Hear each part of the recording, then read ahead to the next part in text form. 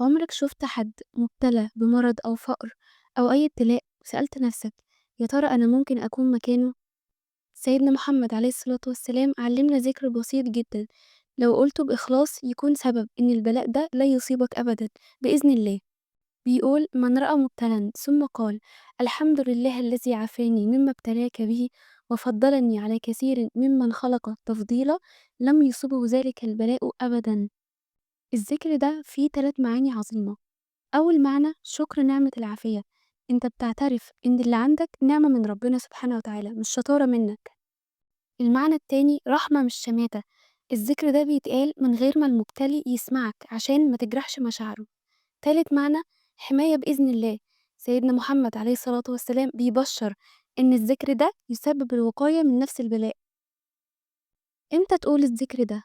لما تشوف مريض، لما تشوف شخص فقير أو محتاج، لما تشوف حد مبتلى في جسده أو حياته، حتى لو على السوشيال ميديا، بس خلي بالك بيتقال في سرك. الشخص المبتلي ده مش أقل من حد، ده شخص ربنا سبحانه وتعالى اختاره للبلاء. الابتلاء قدر من ربنا. ربنا سبحانه وتعالى لا يبتلي إلا عبده يحبه.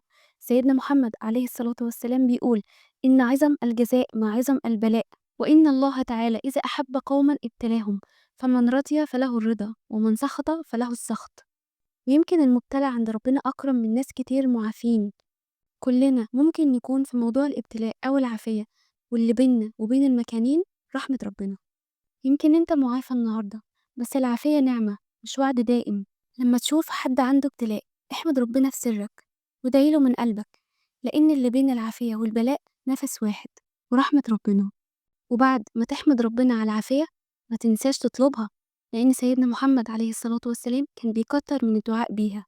سيدنا محمد عليه الصلاة والسلام بيقول في حديث: سلوا الله العفو والعافية، فإن أحدا لم يعطى بعد اليقين خير من العافية. ما تنساش تصلي على النبي. لو عجبتك الحلقة لايك واشتراك.